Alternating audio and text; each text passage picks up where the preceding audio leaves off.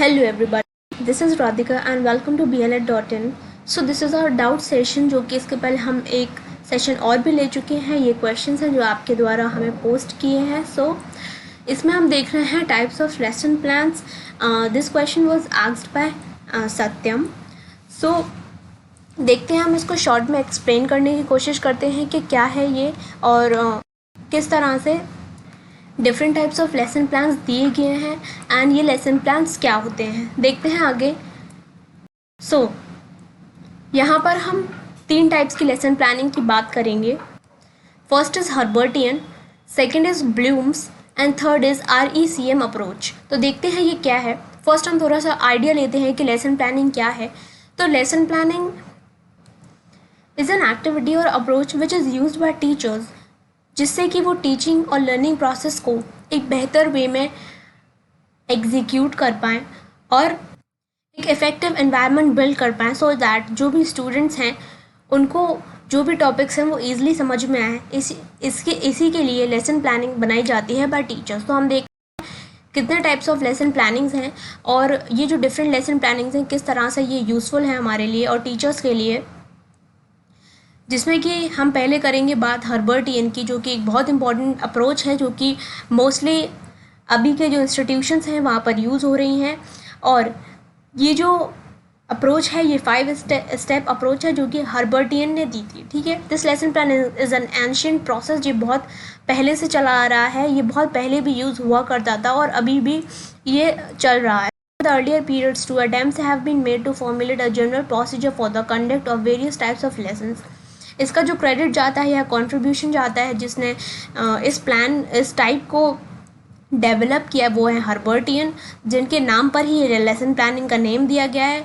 John Frederick Herbart, a German philosopher, great educationist, और उन followers and उनके जो फॉलोअर्स हैं adopted and involve the most famous procedure which is known as Herbartian formal steps.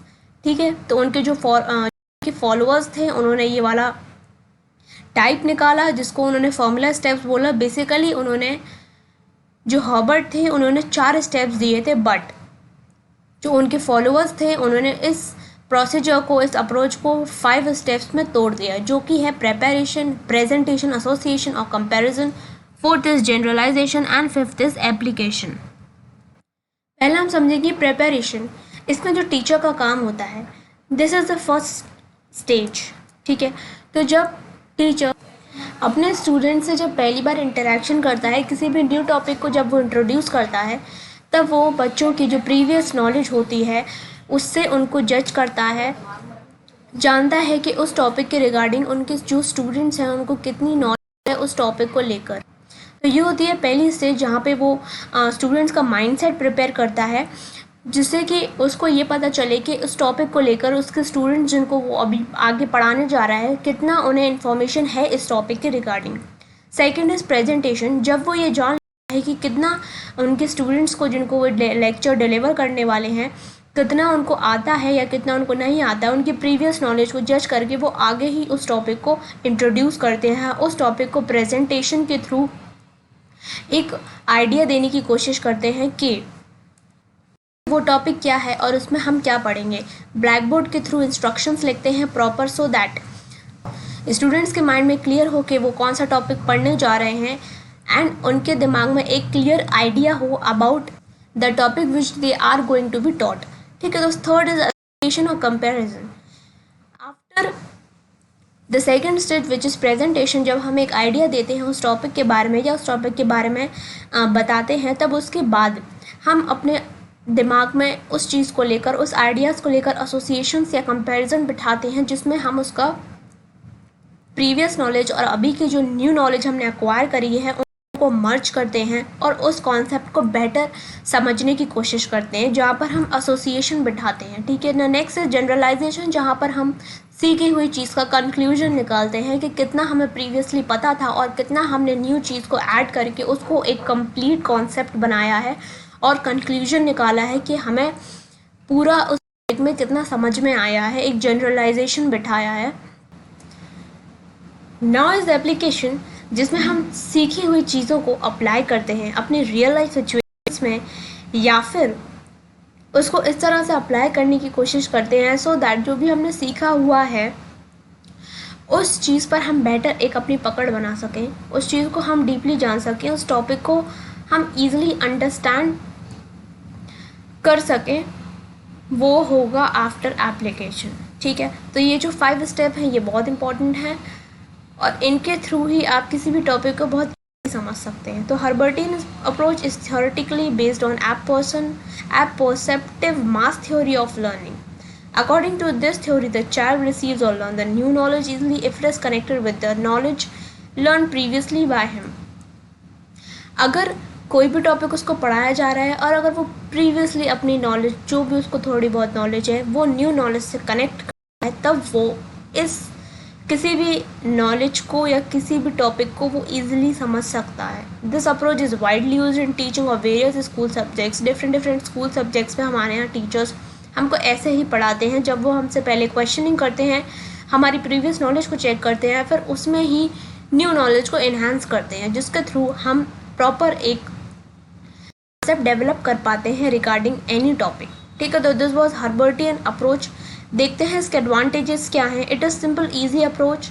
ठीक है, ये simple और ईजी है, हर वक्त यूज़ होती है। It is useful in teaching of all school subjects. Her subject को पढ़ाने में ये एप्लीकेबल है। It incorporates the principle of learning. यहाँ पर बच्चा सीखता है चीज़ों को। ठीक है, यहाँ पर सिर्फ रटने की या फिर सिर्फ चीज़ों को कैजुअली लेने की नहीं, but they receive and learn new things. It is logical approach of lesson planning, psychological, it employs the previous knowledge of the students। यहाँ पर हमें previous knowledge पता चलती है स्टूडेंट की कि वो कितना अवेयर है इस टॉपिक को लेकर इसके पहले से।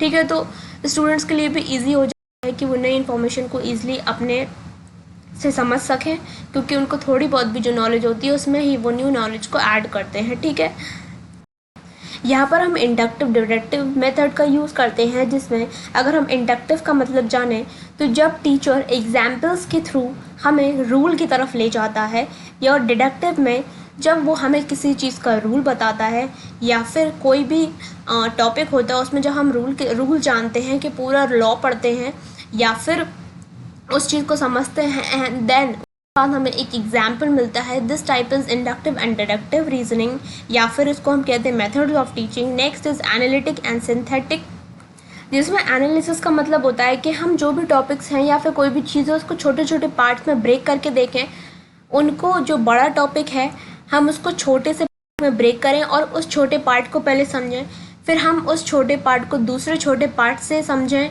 मतलब छोटे छोटे पार्ट्स को समझ के फिर उनको एक साथ मिला दें, तो उसको हम बोलेंगे सिंथेटिक या सिंटैक्टिक मेथड उसको कहते हैं।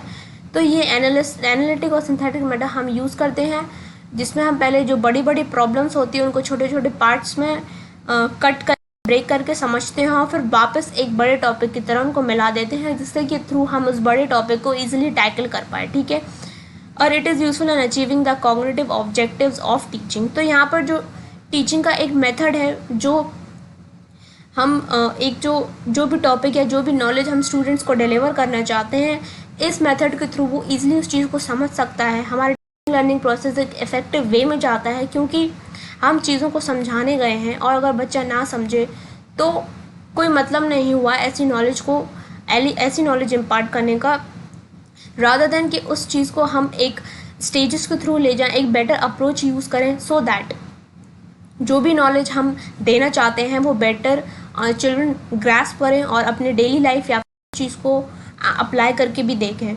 ठीक है, तो ये होगा एडवांटेजेस। थोड़ा डिसएडवांटेजेस की ओर भी चलते हैं कि क्यों, मतलब इस जो लेसन प्लानिंग है इसके डीमेरिट्स भी क्या हैं।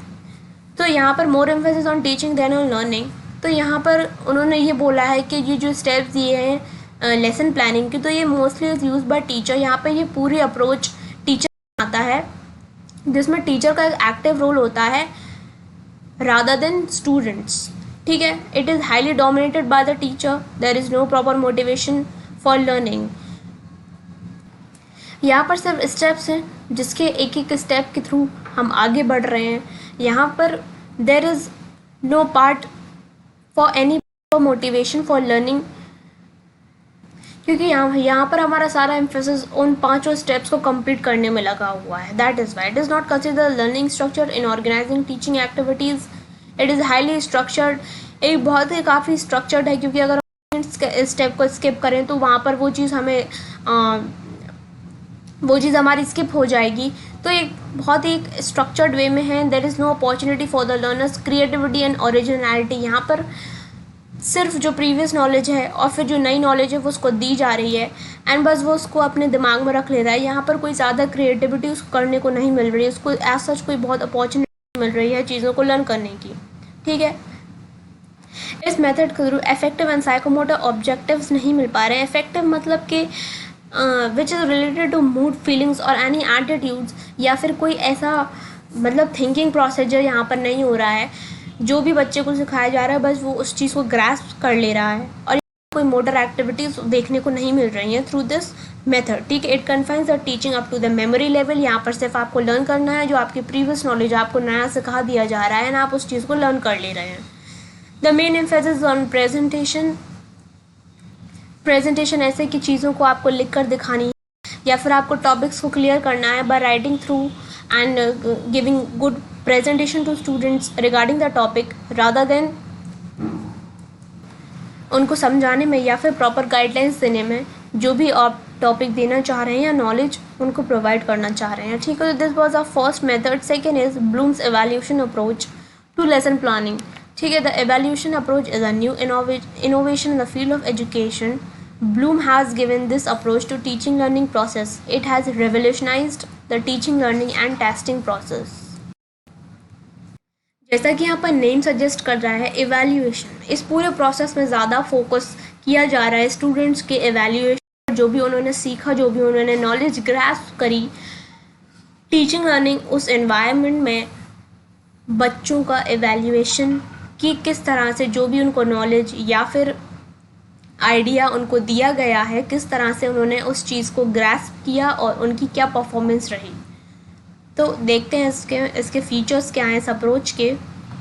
This type of lesson planning ये एक बहुत पर्पसफुल प्रोसेस है, क्योंकि आफ्टर टीचिंग लर्निंग यहाँ पर स्टूडेंट्स का परफॉर्मेंस चेक किया जाता है, उनको टेस्ट किया जा रहा है कि जो भी उनको नॉलेज दी गई है किस तरह से उन्होंने उस चीज़ को लिया एंड ग्रास्प किया, कितना उनको समझ आया. The term evaluation concerns with all the activities of teaching and testing.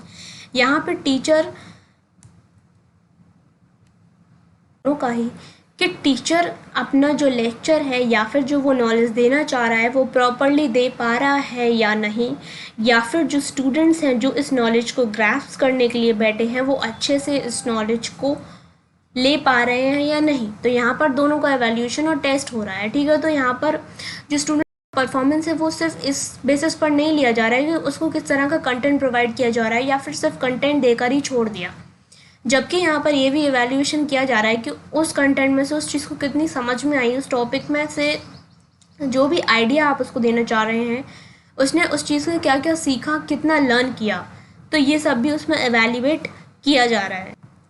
यहाँ पर तीनों चीज़ों पर फोकस है. That is cognitive, affective and psychomotor. यहाँ पे कॉग्निटिव मतलब मेंटली वो चीज़ों को सीख रहा है, समझ रहा है, अपनी आइडियाज़ लगा रहा है. ठीक है. अफेक्टिव इज़ मतलब वो अपनी क्रिएटिविटी को एनहांस कर चीज़ों को सीख कर इन डिफरेंट मैनर, और जो भी वो नॉलेज ग्रास्प कर रहा है वो उस चीज़ को अप्लाई भी करके देख रहा है, और अपने यहाँ पर वो क्रिएटिविटी भी शो कर रहा है कि वो अपने जो भी आइडियाज़ उसके थॉट्स हैं किस तरह से वो उस नॉलेज को ले रहा है और उसको एवेल्यूएशन किया जा रहा है उसका. तो उस चीज़ से हमें ये पता चलेगा कि किस तरह से उसने उस युग में अपनी क्रिएटिविटी दिखाई खुद की. ठीक है. The testing should be based on teaching and should be objective centered. तो यहाँ पर फोकस सिर्फ मेमोराइजेशन पर नहीं है कि सिर्फ चीज़ों को दे दिया एंड स्टूडेंट्स उस चीज़ को सिर्फ मेमोराइज कर रहे हैं, जब उस चीज़ को वो कितना उन्होंने समझा इस चीज़ पर भी फोकस कर रहे हैं थ्रू दिस मेथड. ये मेथड बेसिस है टीचिंग लर्निंग ऑब्जेक्टिव्स पे कि टीचर कितना बेहतर टीच कर पा रहे हैं और लर्नर्स कितना ज़्यादा लर्न कर पा रहे हैं. ठीक है.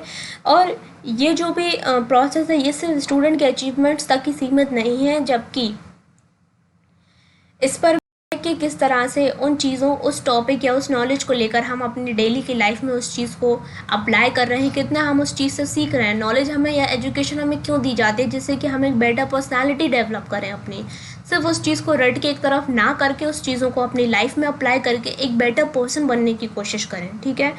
तो दिस इज़ हाउ एक टोटल बिहेवियरल चेंज भी देखने को मिलता है, क्योंकि यहाँ पर वो जो भी नॉलेज है उसके साथ एक्सपेरिमेंट कर रहे हैं और वो अपनी लाइफ में उस चीज़ को लाने की कोशिश कर रहे हैं। तो यहाँ पर एक ये ट्राइपोलर प्रोसेस इसलिए कहेंगे इसको, क्योंकि इसमें टीचर, स्टूडेंट और एजुकेशन जो भी इम्पार्ट करी जा रही है, तीनों में ही एक रिलेशन है और तीनों ही आपस में एक दूसरे को इन्फ्लुएंस कर रहे हैं। इस वजह से this is a tripolar process. So देखते हैं इसके मेरिट्स क्या हैं ब्लूम्स अप्रोच के। ये एक साइकोलॉजिकल और साइंटिफिक प्रिंसिपल है, क्योंकि इसमें चीज़ों को एक्सपेरिमेंट किया जा रहा है और चीज़ों को साइंटिफिक तौर पर समझा जा रहा है। इसके जो ऑब्जेक्टिव्स हैं वो हम बिहेवियरल टर्म में देखते हैं कि कितना किसी के भी इंडिविजुअल में कितना बिहेवियरल चेंजेस आए हैं through that knowledge which is imparted to him or her. The teaching objectives are organized for achieving the specified objectives. वो नॉलेज देने के पीछे क्या उसका ऑब्जेक्टिव है, क्या वो ऑब्जेक्टिव लर्नर्स के थ्रू अचीव किया जा रहा है, इसमें ये भी एवेल्यूएट किया जाता है। Teachers activities are related to the learning structures.